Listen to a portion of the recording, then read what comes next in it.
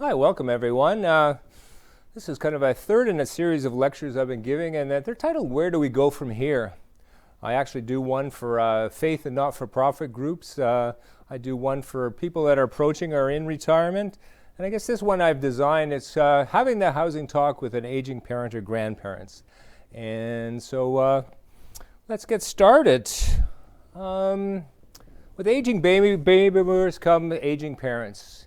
You know, if I go to a social function or I'm talking, I guess these days, talking on a Zoom call with colleagues, you know, the conversation always goes around to what's happening in the family. You know, mom's on her own and I worry about her. Dad is lost without mom. I wish my parents lived closer. You know, my mom is 90 and she still lives in the family home. You know, in this conversation, years ago, I've been in the seniors housing business for a long time, but years ago you would see this, she would be talking to you know, maybe at a church function, it would be a very, you know, serious conversation over there. But nowadays, I'm going, you know, I'm at the gym talking to my buddies, and they're worried about mom and what she's going to do. It's top of mind for a lot of people, and I guess that was the motivation for doing this video, is maybe help us engage in that conversation. When people find out that I do have a background in seniors housing and understanding housing options, the conversations change a little bit, you know.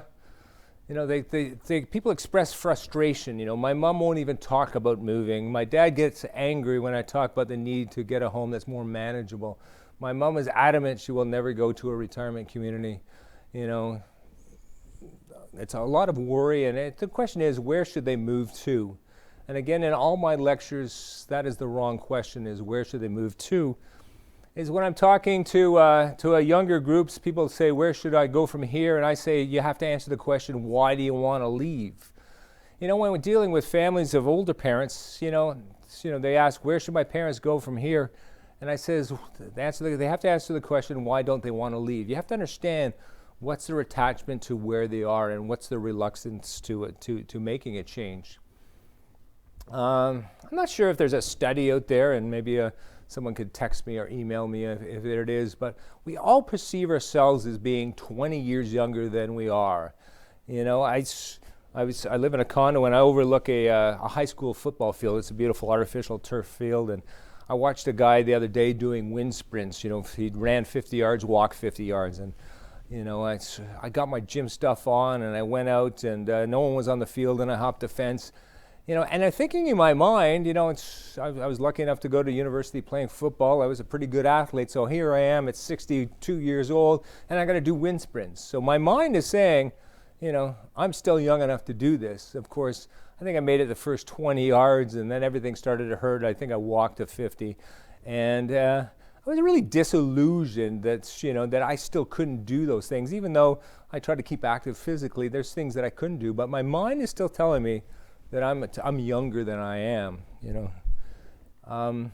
Some great shots there. I'm not sure if they're clear on there. Is an older gentleman looking into the mirror, but he sees himself when he used to be a vibrant firefighter. You know, and that's the perception he still sees himself as that vibrant younger person. In the look there is the daughter and mother are sitting there, and the mother's looking out. We're seeing a reflection as a young nurse, as a vibrant member of society, as helping people, the future in front of her. And that's how we look at ourselves. And, you know, it doesn't matter if you talk to someone who's 90 or you talk to someone who's 80, and the perception is that they're still a lot younger than they are, which is not a bad thing, but it does get in the way of moving forward in our lives sometimes.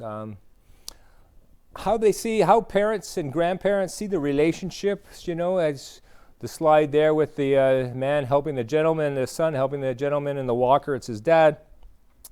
That's reality, you know. But in what the dad sees is that his son is still the young guy and he has to guide him. Is that perception is never, you know, you're always a kid to your parents, and, you know, and your parents are always, you know, older and wiser. Why don't they want to leave? Society's view, it's, you know, sometimes society creates these images that are just totally wrong. You know, society portrays the family home as a symbol of independence. It shows the world I'm okay, like I have my own home. You know, many times we hear stories, you know, my mom's 90, she lives on her own, you know, like this.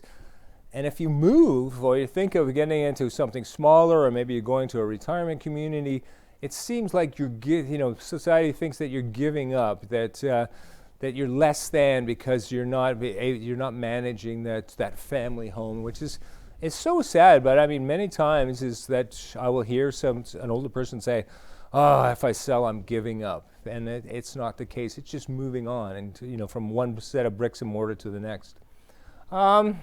Let's do that little word association. I do this at all my seminars, but let's picture that. What do you think of when we think of relaxing? Is that sitting in the rocking chair on the porch? Is that reading your favorite book on the couch? What is it? That picture of relaxing. And again, there's relaxing. The boats, the Muskoka chairs, the sunset. That's just I can just picture it now. The fresh air. And when we talk about comfortable, what does comfortable feel like? Is that putting on your best slippers, and just wiggling your feet around, putting on that house coat, that's so comfortable. Is sitting in your favorite chair or you're sitting at the cottage, and just picture that something warm and comfortable around you.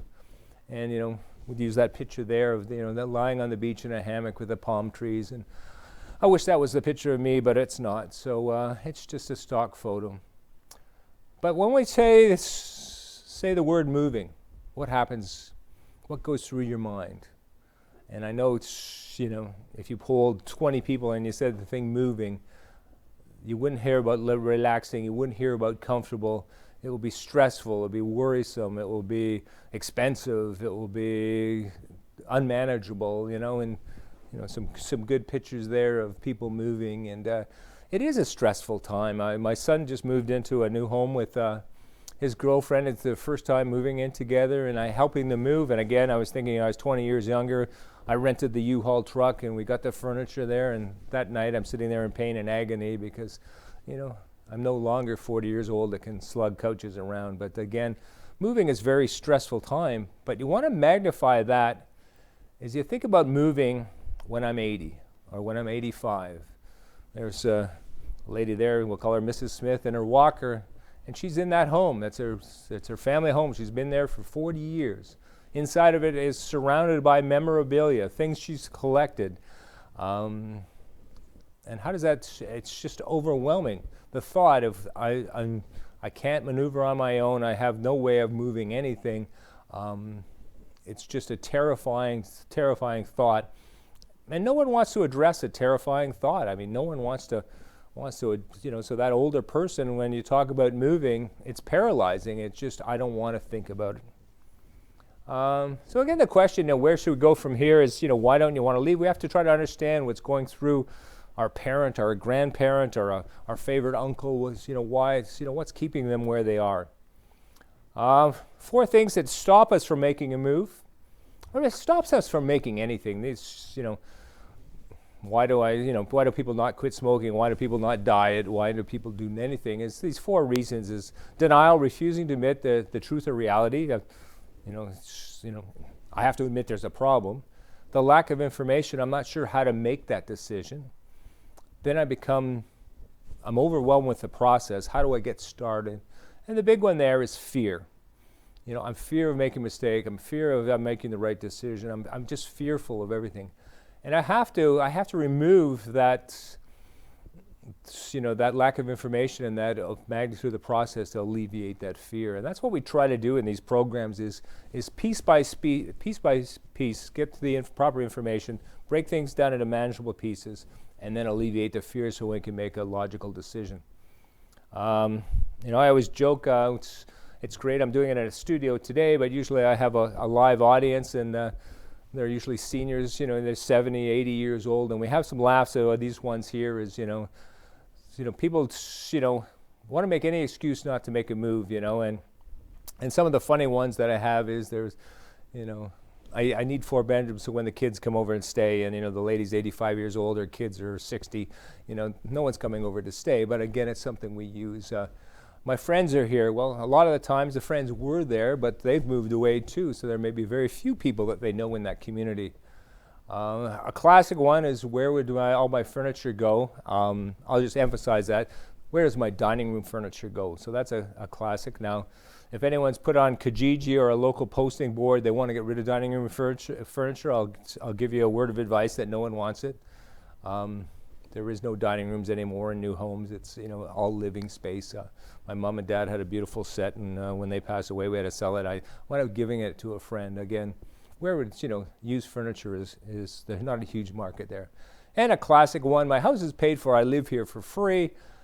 All these are ways to facilitate that denial that there is a problem in managing the home. We talk about shrinking circles of influence. Is how do we get good information, and how have we been doing that over the years? When we were working, we would have our work friends that we could talk about things with and bounce ideas. But obviously, as we get older, we retire, and they're no longer available to us. So we have no one to turn to, sort of on that work front. And then we talk about our neighbors. We confide in our neighbors. But again, as we age, our neighbors move away. So our circle of influence shrinks even more. Many people are involved in the community, especially the faith community or the Rotary Club, or they're a member of the Masonic Lodge or something like that. They're active in the community and they're still meeting people. But even that, as we age and have mobility issues, is we can't get out enough. So again, our circle of influence keeps shrinking and shrinking. Where do we get that information? Again, when we're younger, we have friends that are realtors, financial professionals, lawyers, community service professionals. We have all those people we know. We have we just type in and, we have 5 friends that are lawyers. We have, realtors, there's 6,000 of them that are, whatever it is. But as we age, all those people that are our professional network, they've all retired. So again, we don't have that circle of influence. So really, as we age, unfortunately, we become very isolated. So, the magnitude of the process, overwhelming. I haven't moved in 20, 30, 40 years now. I've had the pleasure of lecturing all across the country, and, I've had people that have been in the same house for 75 years. I had my uncle and my aunt. He was born in the house in Toronto. Then they bought it when the parents passed away. So he'd been involved in that same house until he died at over 90 years old. He'd been involved in the same house for 90 years again. So where do I start with a home that's been, my place of residence for such a long time? Again, with all these questions, fear will paralyze us. We'll never make a decision. No matter how you talk to someone or offer good advice, I've seen people yell and scream at their mom and dad and try to make the decision, make the point, and they want to do, they want to help. And again, but for the aging parent or grandparent, fear is paralyzing them, and they can't make that decision. How do we overcome fear? We need a plan. But remember, a plan is we're planning today for a future event. So when you're sitting with mom and dad and say, we're making a plan, it's not like going, well, we have to talk about you moving. It's talk about, let's make a plan for the future. And it's a lot more manageable when you're talking about, I don't have to do anything now, I'm just going to make that plan today. We look at it, is everyone agreeable to making a plan? Well, you've planned for your retirement, you've planned for your vacations, you've planned for, many of us have pre-planned our funerals. So, we're comfortable making plans. And what is really surprising when you think about it, real estate or where we live is the biggest investment, the place we spend more time in our lives. And for many of us, we don't have any plan going forward with what to do with our real estate. Again, what's the most important thing to do when making a plan? Well, first of all, it's start. But second of all is you put it in writing. You have to have a written plan. And you have to share that plan. And when you write it down, it's a level of commitment you're giving it. You're giving it credence when you write things down. When you have your shopping list in your mind, you will probably forget things, but when you write it down, again, you're going to commit to doing those activities or your to-do list when it's written down. When you're making a plan, you have to ask the right questions. A plan has to have accurate information. And you have to be. It's just an honesty thing when you're dealing with it. Either you're talking with your family or you're talking to a professional, a realtor or a financial professional. Is that you got to talk about. Our perception of the current home is based on how it used to be and not how it is now. Is that we always thinking in the past. We can't make a plan when we're thinking what the home was like 50 years ago or 20 years ago. When we think about the basement, we're thinking about, instead of its unused space, we think of, the kids used to play hockey down there and shoot the puck against the wall. Or, when we look at the dining room that no one uses anymore, is that you picture the family dinners for years. Your mom hosted Thanksgiving, mom hosted Christmas. Again, we have to bring it into reality. So when that parent or grandparent is talking about it, we have to bring it into what is happening today. And it's tough sometimes because we're sentimental, and those are valuable and nice memories, but again, bringing it into reality. So identifying why they want to stay. So if we look at 3 reasons why they want to stay, is that, they're looking at their lifestyle. My current home meets my needs. So your mom and dad or your grandpa and grandpa, I want to stay because, I'm okay here, And so on the financial side, my current home is the best for me financially. It's paid for. Dramatic life change, I have too much to worry about without having to think about moving. I have my health issues. I have to look after your father. I'm dealing with the death of your mother. These are those things that keep us in place, is that we believe that it matches our lifestyle, it's financially beneficial, or I can't deal with anything else because of dramatic things happening in my lifetime. So what do we have to do here is we have to break this down into those manageable pieces by asking questions. When we're talking to mom and dad and or grandpa and grandpa, sit down with a piece of paper or your laptop and say, hey, what do you like about your home? And have that discussion. It's a great icebreaker. Here's, what do you like about something? So there's mom telling me that she likes the planter on the front veranda. Dad likes the fact that he can watch TV in his recliner in the rec room. They list all those things, what they like about that present home. But again, you have to match that is deciding what you dislike about that present home. And maybe mom says, well, I'm having trouble with the stairs. My laundry room's in the basement. I can't manage that as well as I used to. And you're having this honest conversation about what you dislike, but you've prefaced it by all the things you like about it, but what do you dislike about it? It's maybe a little large. Maybe I can't clean it. Maybe I don't like the have to go upstairs to my bedroom. Whatever those things. The most important one, and I do a series of different lectures, but this is the one I always tell people to put a star beside, is how many rooms are you currently using? And why do I say that? Because everyone feels that they need space. They need a lot of space. I have a 2,500 square foot home, so I couldn't manage going anything less than 2,350 square feet. But it's, what are you using today? And I always pick on my mom. But we did this exercise with her as we looked at her day. And you can do this over a day or a week. What space are you using? And, mom gets up and she goes to the washroom, and then she goes to the kitchen and makes breakfast, and then mom sits at her, in the rec room and watches the morning news, and then she goes back to the kitchen table and reads the paper, and then does some dishes, and as we go through the day, we find out that mom is using the kitchen, and maybe she's using the family room, and maybe she's using her bedroom, but over the course of a week, that's all she's using. So in reality, we're not using 4 bedrooms and a finished basement. We're actually using 3 rooms there. But what is that for? It's just to bring it into reality of what we're doing today. Again, it's the likes and dislikes. It's, mom, dad, what do you like about the neighborhood? The bus stop's right out there. The school, I like that, is the school's across the street. And again, they go back to the time when the kids could walk across the street. But they talk about the neighbors or the whatever it is that they like about the neighborhood. And then we go to the second one, is the dislikes. For many, it's the changes in the neighborhood they don't like, is that they're knocking down the old houses and building monster houses. The traffic is getting busy on my street. I don't recognize anyone. So that's neighborhood. So we've got a picture of what they like and dislike about the home. We look at, how many rooms they're actually using. We like about the neighborhood, and mom and dad, if you move somewhere, what features would you like to see in this new home? What would be useful? And maybe mom says, a laundry room on the same floor or maybe an ensuite washroom that's close by. But you get them talking about what would be nice to have in a new home.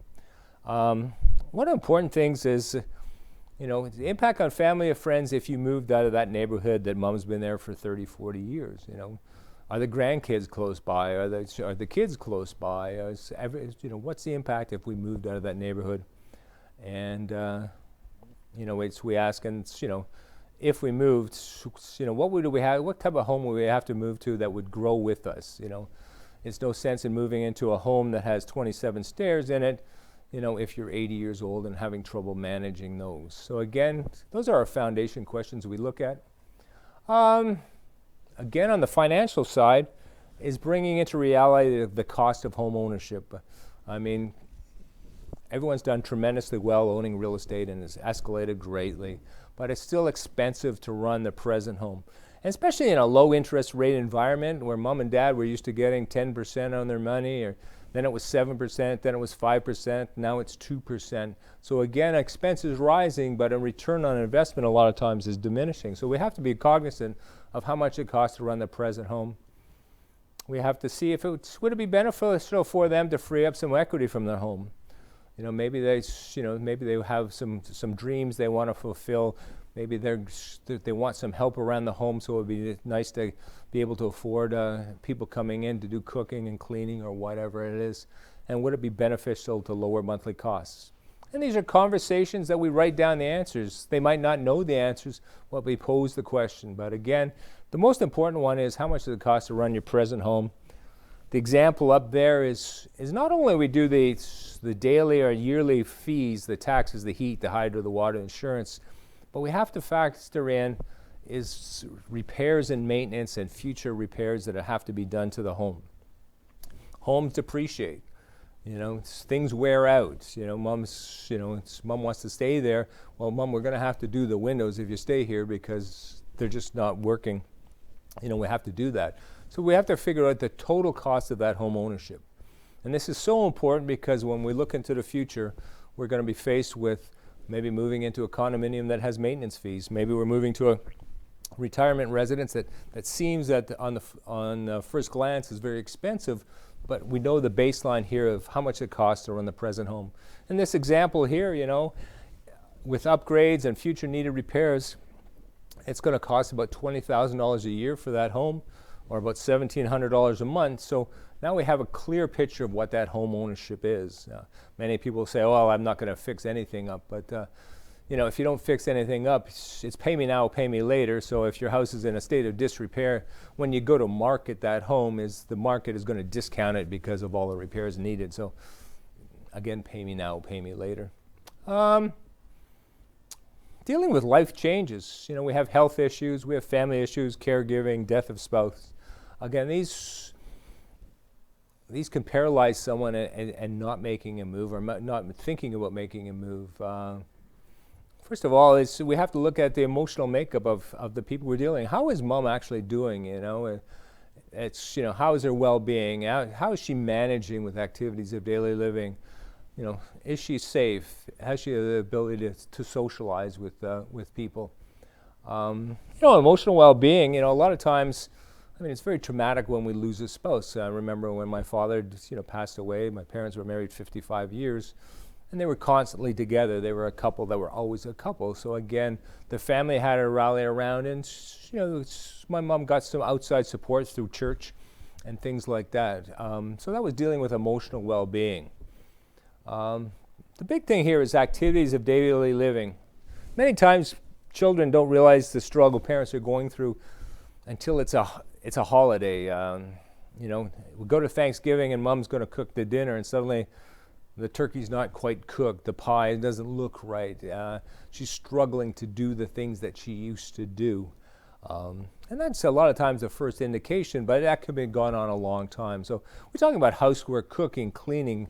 Can we manage that? Can we, operating a stove? I think the next shot shows that. But Mom is getting a little older, and the stove is down here, bending over to cook things. And I got to the point in my family where my mom would just use the toaster oven for heating things up because she could no longer bend down to use the stove. Can't carry laundry downstairs, can't bend down to pick things up, can't read labels on products. These are things that I cannot manage on my own. The example here is the gentleman having trouble bending over, utilizing the bent over the stove. But if we're staying in our home and we realize that there's a problem with using an oven, is replacing it with something more manageable. But again, we have to identify the problems, and that's why sitting down, making a plan. Mom, you want to stay here? We have to make this environment safe, so we're going to have to make some alterations. Using twist taps. I didn't realize that was a crisis until a friend of mine with severe arthritis was telling me how almost impossible it is to manage the taps in her bathroom, and she had to have them replaced. Well, most homes now have the levered faucets, but still many older homes in bathrooms or different areas, they still have those things. But again, small things can make life unmanageable for people in their home. Personal care, people are unstable and need mobility assist, slippery floors, until you have dealing with older people, whoever thought about the height of a toilet? I mean, does it cross your mind? But again, as we age, if that toilet is too low, is that we can't bend down that far, so we have to either get a higher toilet or get an assist there. So these are barriers for personal care. It's your quality of life diminishes because you can't do the things you used to do. So we have to identify those ones. Again, barriers: can't step into the tub, can't stand when showering. Again, there's a solution to all of these, but we have to catalog that this is a problem and how we're going to deal with it. I mean, we'll talk about it. Some is making home adjustments, but some is moving to an environment that's a lot safer. We talk about other things like shopping, going to the store. There's some older people that live in my condo, and I watch them, go to the store. It's a struggle. It's even though it's a block away, I mean, it's tough managing and bringing parcels back. Can't carry the groceries. Carrying on banking, as we love our independence, but can I get to the bank? They're not doing online banking. They still like to go and see Marge the teller that they've known for years. So these things become tough to deal with. And we talk about, when we're talking about safety issues, we talk about internal and external threats. We talk about dangers in and around the home and dangers from others. Again, internal: rugs, slippery floors, bathtub, and stairs. Now, if I could recommend anything, there's several manuals online where you can actually just download them and walk through the house and point out danger areas for a senior. Elevation changes, rugs, stairs with no slip pads on them, insufficient railings. But these things can be modified to provide that internal safety. External safety, you'll read constantly about elder abuse, physical, mental, financial. Unfortunately, elder abuse is usually carried on by a family member or a close friend. And why does that happen is because we talked about our circle of influences as we age gets smaller and smaller, and we're depending on a small circle of people. Again, which puts mom and dad or grandpa and grandma at risk. Fraud is a big one. Criminals, I mean, that was just in the news the other day as a lady was sending $100,000. A senior they were talked into sending $100,000 to a person with this elaborate scheme that they had concocted, but it happens all the time. If I could put out of a whole presentation when I'm talking about dealing with aging parents or grandparents or loved ones like this, is socialization. The state of being together with other people is we're not meant to live alone. We're not meant to not have contact with people. One thing this pandemic that we've gone through is showing us is that isolation is debilitating. I was sharing that I do a lot of, I'd be out at meetings all the time. I would be doing seminars. I'd be doing consulting work, always interacting with people. And now that I wasn't doing that as often, my world got very small, and I was starting to feel it mentally that And I couldn't imagine being, a senior on my own in my own home, and I had no contact with anyone else, or go weeks without contact. I have always someone in the audience will pipe up, I visit my mom every other week, but that's, 1 out of 14 days is not enough. So you have to list those opportunities. When does mom have that opportunity to meet someone? When does dad have an opportunity to talk to somebody? And fill that list out. So after this exercise, it's a conversation, it's a plan. It's not telling mom and dad what to do. It's not suggesting anything. It's then walk away. We've answered a lot of questions. We had some dialogue. We've made some notes. And we don't have to revisit it for a day, a week, a month, or whatever. We've got an understanding of what mom and dad are feeling. Again, instead of telling mom that she should do this or telling dad he can't manage this, is that we've had a dialogue and we're making a plan for the future.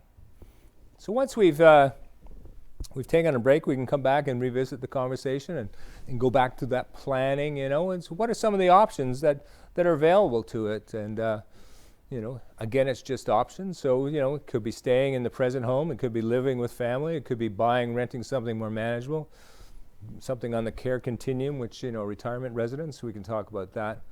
But we'll look at possibilities, and what are the benefits of each one? It's maybe with our local realtor coming over, we could look at, if we're going to stay in the present home, we could look at needed repairs, we could make sure that internal, external safety is increased, and maybe possible upgrades to the home for future home at the price maximization. So that's, if we're planning to stay here, why don't we just make a plan to do what we needed to do to make a safe environment? Maybe it's taking the bathtub out, maybe it's making a walk-in shower, maybe it's changing the kitchen configuration. Whatever it is we've made a plan to stay in the present home. That's what we decided to do. Living with family, man, this is a tough one. It's with siblings, where's mom going to live, who's she going to live with, where's she going to live? We talk about, well, mom's going to come and live with me, but mom can't do stairs, and the only space we have is in the basement, or the extra bedrooms we have is on the second floor. We're going from one unsafe environment to another. Well, someone lives in a bungalow, well, she's on the main floor, but again, what are the opportunities for socialization? So you go to work, your wife goes to work, and mom sits there by herself. So have we changed anything? So we have to look at those things. Again, safety and socialization. And an important thing is an exit strategy. I read a great article on, I think Canada Mortgage and Housing did it, about situations, and mom selling her home, the kids selling their home, and buying a big home so mom have his place to live. But when mom no longer can live in a home setting and she has to go to a retirement residence or something else, is how does mom get her money out? Because the family's dependent on her equity to stay in the home. So again, an exit strategy has to be written. And if you don't have it, it's just criminal, because it will just turn into a nightmare. So buying or renting something more manageable, overcoming misinformation. This is so true. For many people, we get our information from TV, preconceived views of life and housing can stem from what people have heard on TV. I just watched a commercial the other day, the young couple was trying to talk to mom and dad about maybe looking at something different. If you ever think of moving in a condominium, and they start laughing, we'll move in with you. And the whole joke is that, we're going to, it's making fun of thinking about making a move. But again, people look at, all different situations, and they have these preconceived notions of what it's like. And they see in the paper, that's, maybe there's a condominium that suffered some damage, from water damage, and it's going down in value. They see that condominiums in the big cities, they're only 400 square feet. Maintenance fees, are exorbitant, and someone took off with the reserve fund. They see the worst on TV, and that cements into their mind. I would never rent. I watch on TV, landlords can kick you out at any time. So the crises we build up in our mind is just from what we're seeing on TV. We're not getting accurate information. So to meet that is, sorry, I thought I missed a slide here. So, with looking at something more manageable, We look at new, buying new, or maybe looking at resale, and looking at something more modern, energy efficient, functional designs, and this is, I'm talking more about if you're looking at high-rise condominiums. The new ones have so many gorgeous new features like 10-foot ceilings and lots of light, where an older condominium that my mom lived in, which is a beautiful building, but it had 8-foot ceilings, and it was a lot darker, and it had some disadvantages. Again, looking at new and used, we're looking at switching. One of the big things, and if you talk to any lawyer that does real estate, is people switching from freehold, which is I own my house, I own the property, and moving into a condominium where there's rules and regulations, and they didn't take the time to read the rules and regulations, and that they can't do what they want to do when they move into it, and there's always an argument. Again, condominium living is great. I've lived in a condo for a long time, but again, there's rules and regulations that I have to abide to for the benefit of the common good. I can't hang things from my balcony. I can't. I can't use the gym whenever I want to. I have to abide those rules. But if you know that, then life becomes pretty easy there. Different types of tenure, life lease, you'll see about that. It's just you're renting space over a time. Buying or renting something more manageable. Rental is talking about is becoming very, very popular, just because it's a transitional thing. Is that mom or dad is 85 years old, and there's going to be a time where they're going to need more care. So it's instead of buying a new home, I'm paying moving expenses, I'm moving commissions, I'm selling, and then I'm buying a new one, is that maybe rental is the way to go. Is that I'm going to do that. A purpose-built rental is I can just move in and I can move out when I want to if my life changes. And a lot of times people look at rental if they're not sure if they even like a high-rise environment. They'll rent for a year just to see if they like it. Misconceptions about housing is you have to go and experience everything. Take the time, and with mom or with dad, is go out and see some of these products. If mom has a preconceived notion I could never live in a condominium, is you go out and see that newer high-rise, you see an older one, you see that purpose-built rental, you show them the townhouse. By viewing the properties, you take away that misinformation. Of course, all we're doing is planning, right? So we're going to see, to get good information, to make our plan is that we're going to like this in the future. Then we have common comments, buying or renting something more manageable is it's too small. Well, when someone says it's too small, is we refer back to our original plan, is like how many rooms are you using right now? And then people say, oh yeah, you're right. Condo fees are too high. Well, we went through the exercise, well, how much does it cost to run their present home? So condo maintenance fees are $600 a month, and suddenly you go, wow, I'm spending more on that than that in my present home. I will miss my neighbors, and then we talked about their neighbors had moved away, is that we've done our pre-work, we've analyzed where they are, we've written it down, so when we come to roadblocks, which refers back to denial, I'm making excuses so I don't have to make a decision, we can refer back to what we wrote before. Talk a little bit about the care continuum. Some people go through that whole continuum, some people live independent, and they go right to unfortunately a long-term care situation. Some people just living independent in retirement home. But just to make sure that the biggest thing here is to understand the terminology, and especially we're talking about the pandemic and a lot of deaths in long-term care, or used to be what's called nursing homes, is sort of soured that whole sector. But there are two different things, is a retirement residence and long-term care. So both children of the adult parents and the parent or grandparents, they have this misconception, so we have to make sure that we understand what each one is and what they're suited for. So let's just take a quick look at a long-term care. Now, you can go from province to province, or even if you're in the States, there's different names, but it will be the same kind of a product. So a long-term care or a nursing home is government regulated. It's partially subsidized by the government. owned by private or by not-for-profit sectors, but it's high levels of nursing care. You have to have a high level of physical or mental impairment to be admitted, okay? We hear about waiting lists in long-term care because there's a lot of people that their health is diminishing, and they have to have that high level of care. Costs involved in it, a semi-private room in Ontario right now year end is $2,280 a month, $2,280 a month. A private room is $2,700. So the government is paying the rest of that, which is a substantial amount because of the high level of nursing care that's required.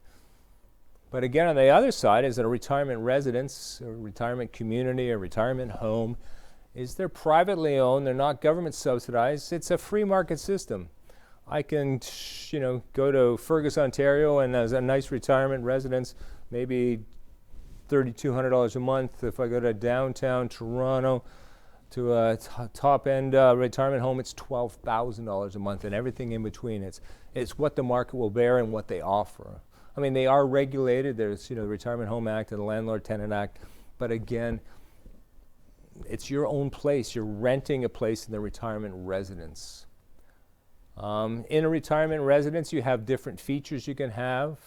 There's the independent living side where you're really mostly on your own. You might just have one communal meal but communal activities for socialization. Sort of traditional retirement residence, again, you have your own room, you have your own bedroom, you have your own washrooms, and then you have communal meals and socialization. Again, there's services available in the retirement residence, but it's not like it's your home. People have this conception that once you move into that communal setting is you lose your independence. You're totally independent. You can close the door, you can lock the door, you can go where you want to go. Assisted living is part of a retirement residence. It's just a floor or a wing that has a higher level of care. Whether it's a mobility issue, whether it's a cognitive issue, is that you can get more care. So it's instead of moving to a long-term care, is that I can stay in that retirement residence and I move a floor and I get more assists. Again, more assistance costs more money, but again, I have the ability to do that.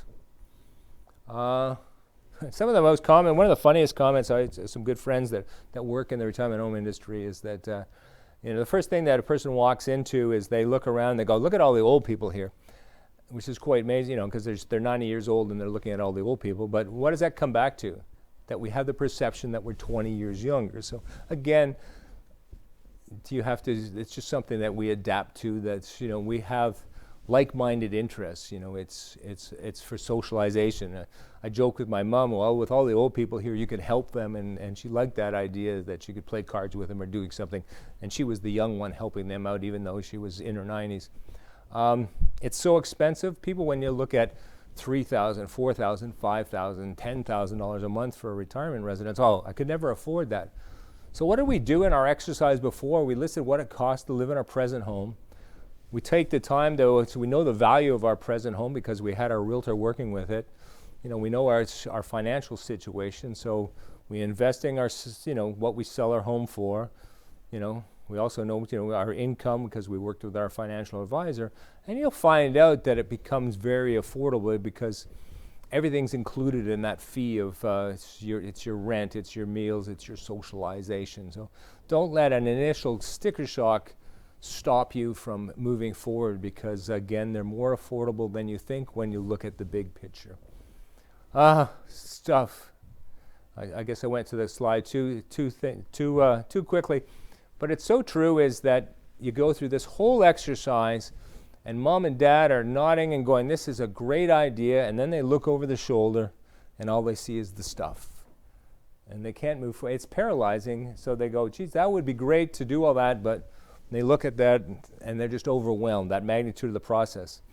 And I actually was consulting for a retirement residence, and they had 4 residents that they thought was going to move in, and they couldn't understand why they weren't moving forward. So they asked me to go sit with them at lunchtime and talk to them. And we talked to them, and it was all around stuff. One lady was, her husband was a photographer, and they had photography equipment and they had prints everywhere, and she didn't know how to deal with those things. Another lady was that her daughter and her son were both doctors, and they were busy people, and she was afraid to ask for help.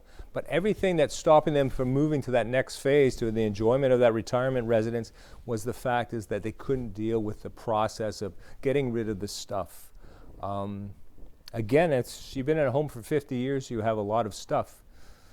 I came up with a simple formula, and actually I've used this when I'm working with a church that is closing. I've used this for people that are downsizing. But it's a simple formula, is identifying the stuff you have. And there's 4 categories there. We have family treasures, previously useful items that are no longer needed, possessions you'd like to have with you, and junk. And we go through and we make a list of what's important. Family treasures stuff is, we did that with my mom, which and it was a year before she moved into the retirement residence, but we went through her home and stuff that the family might want to have, whether it was a piece of furniture, a piece of memorabilia. We made that list of what we did, and I got 4 different color stickers, and we put those stickers on. So the family treasure stuff would be 1 color sticker. The good stuff but no longer needed, we put a sticker, and that would go to the estate brokers, consignment shops, charities, church groups. And the next sticker, things we'd like to have with you. So we would take things with you. Your favorite couch, your bedroom suite, whatever you're going to take with you to wherever you're moving. One thing we found useful when moving my mom and other people into a retirement residence is, so they're not overwhelmed, is that we took all the stuff they wanted to take with you, set up that bedroom, set up the retirement home suite, and moved them in. And then we looked after everything else. So mom didn't have to see things going out the door. Mom didn't have to worry about all her memorabilia or whatever it was. She was content in her new location.